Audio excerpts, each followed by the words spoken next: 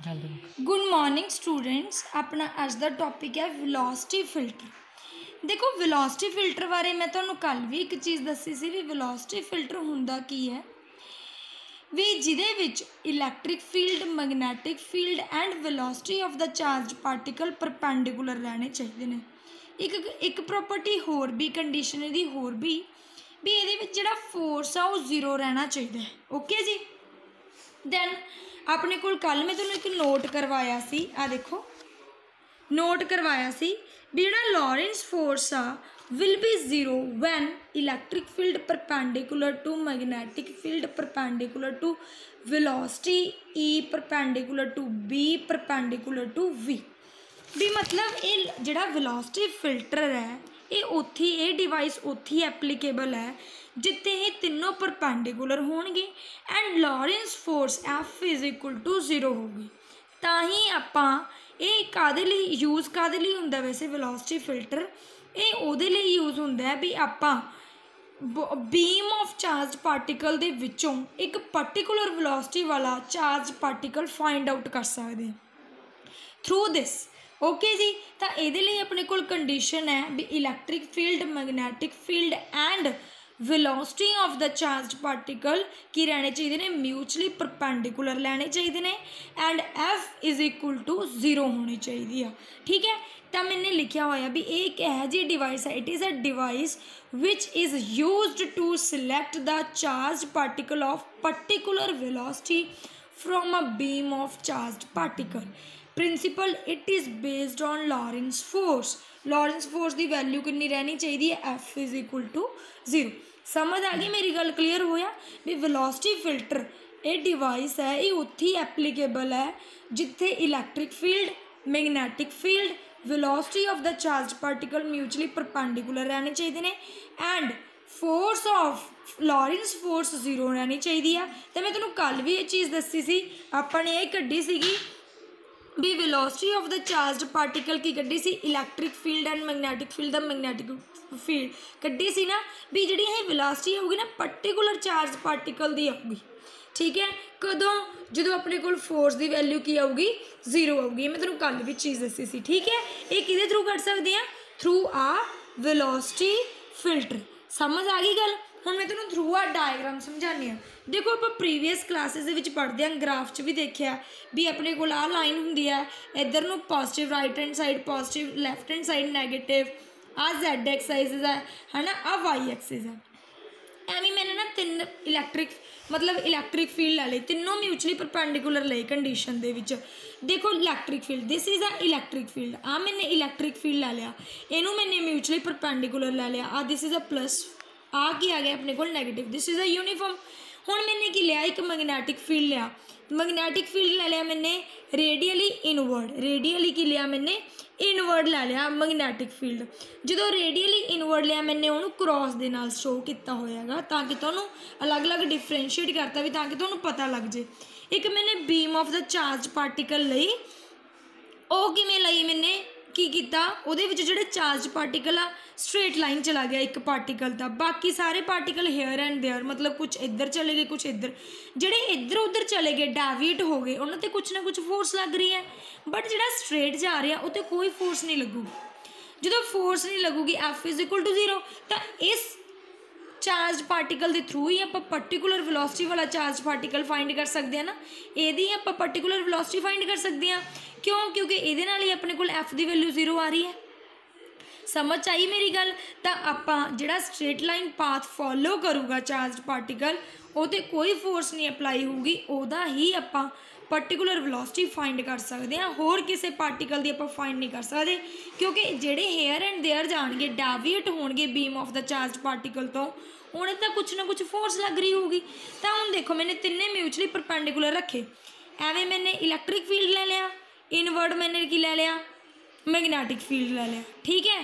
तो मैंने जिहड़ा beam of the charge particle जिन्हां दी वेलोसिटी देखनी सी वो मैंने ले लिया एक्स एक्सिस। तो मेरे को जिहड़ा इलैक्ट्रिक फील्ड आया along Y axis magnetic field आया along Z axis and beam of the charge particle जिहदे विच जिहड़ा चार्ज पार्टिकल एक स्ट्रेट लाइन पाथ फॉलो कर रहा वो किवें जा रहा अलोंग एक्स एक्सिस। ठीक है। कदों E perpendicular B perpendicular V F 0 आ गई। तो मैंने फॉर्मूला तुहानूं दस्सिया सी ई अपॉन बी। हुण इहदे विच आपां मान लो भी पर्टिकुलर वेलोसिटी अपने 2 लैके आनी है, ठीक है। आपने वेलोसिटी सिलैक्ट कर ली, जो आपने वेलोसिटी सिलैक्ट कर ली तो आप ही इलैक्ट्रिक फील्ड सिलैक्ट करांगे, आप ही मैगनैटिक फील्ड सिलैक्ट करांगे। तो मैंने 4 2 तुसीं कोई भी सिलैक्ट कर सकते हो, पर्टिकुलर वेलोसिटी भी कोई भी सिलैक्ट कर सकते हो, फिर उही वेलोसिटी वाला पार्टिकल तुसीं लैके आना। समझ आ गया। तो मैंने लिखिया होया it is a device which is use to select the charge particle of particular velocity from a beam of charge particle. समझ आ गया। नैक्सट मैंने लिखा होयागा, देखो हुण तो मैंने सारा फिगर नूं ही एक्सप्लेन किया होया। As shown in figure the magnetic field is applied across Z axis. दस्सिया ना मैंने magnetic field across Z axis denoted by cross, electric field applied along Y axis के through and charge particle is projected along X axis. ठीक है। तो मैं तुहानूं आ भी चीज़ सारी दसती भी, मतलब जिहड़ा मैंने एक्सप्लेन किया वही मैंने लिखा होया। Due to this electric field magnetic field and velocity all are perpendicular to each other. दस्सिया मैंने ई बी एंड वी तीनों परपेंडिकुलर रहने चाहिए ने। Therefore net force on the charge particle is 0 of velocity. तां ही अपने कोल जिहड़ी फोर्स आऊगी चार्ज पार्टिकल की वो 0 आऊगी। जे चार्ज पार्टिकल की वेलोसिटी 0 आ गई, फोर्स 0 आ गई, तां ही आपां पर्टिकुलर वेलोसिटी वाला चार्ज पार्टिकल सिलैक्ट कर सकते हैं। V is equal to E upon B, so that charge will go straight without any deflection. इस करके चार्ज पार्टिकल अपना स्ट्रेट जाऊगा without any deflection and rest are deviated, तो कुछ ना कुछ डेविएट हो जाएंगे इधर उधर here and there, thus we get charge particle of required velocity। तो ये नाल आपां चार्ज पार्टिकल पर्टिकुलर वेलोसिटी का फाइंड आउट कर सकते हैं थ्रू आ वेलोसिटी फिल्टर। समझ आ गया। तो ये नाल ही ना मैं तुहानूं एक असाइनमेंट दी है, ये वैसे लॉरेंस फोर्स के 2 न्यूमैरिकल्स ने गे, ये नाल तुहाडी प्रैक्टिस हो जूगी, तुसीं फाइंड आउट करके देखने न्यूमैरिकल्स। देखो, a proton enters a magnetic field of flux density 2.5 Tesla। The 2.5 Tesla, this is a magnetic field B with a speed of 1.5 into 10 power 7 meter per second। This as a speed मतलब B at an angle of 30, मतलब ये अपन theta दिता होया with a field magnetic field। find the force अपन पता ही है Lorentz force q v B sine theta. तुहाडे कोल इन्ना आंसर आना चाहिए। क्यू की वैल्यू की होंदी है प्लस 1.6 इंटू 10⁻⁻19 कूलम। पुट करके तुहाडे कोल इन्ना आंसर आना चाहिए। आपां नूं पता ही है फोर्स की यूनिट की होंदी है न्यूटन। ओके जी। नैक्सट न्यूमैरिकल है a charge particle of charge 2 microcoulomb. Microcoulomb आ चार्ज दिता होया आपां नूं क्यू, बट माइक्रोकूलम का मतलब होंदा इंटू 10⁻⁻6, मतलब कंबाइंड आ गया अपने को 2 into 10⁻⁻6 coulomb moving along X axis with the speed. This is a speed, मतलब आह अपने को वी दी हुई है। Enters in magnetic field B, आ तुहाडे कोल मैगनैटिक फील्ड बी इस तरह दिता होया। जो इस तरह मैगनैटिक फील्ड दिता होवे ना J and K, these are the unit vectors दिते हुए ने। तो तुसीं इहदे विच लाओगे तो लॉरेंस फोर्स ही, बट इहदे विच तुसीं वैक्टर नोटेशन वाली लॉरेंस फोर्स लगाओगे क्यू V इंटू बी। तुहानूं क्रॉस मल्टीप्लीकेशन तो करनी आती है ना, तुसीं एवें मैट्रिक्स बनाओगे I J K, इहदे नाल तुसीं पहलां V इंटू बी सॉल्व करोगे। जो V इंटू बी सॉल्व हो जूगा उन्होंने तुसीं क्यू दे नाल सिंपल मल्टीप्लीकेशन करनी है। क्यू तुहानूं दिता होया 2 इंटू 10⁻⁻6, उन्होंने सिंपल मल्टीप्लीकेशन तुहाडे कोल फोर्स निकल जू। बट ये मैगनीट्यूड ऑफ चार्ज पार्टिकल क्या गया गा, तो मैगनीट्यूड तुसीं एफ का मैगनीट्यूड इस तरह कड्डोगे वह स्केयर रूट लैके। ठीक है। आप प्रीवियस क्लास के भी फाइंड आउट करना सीखा सी।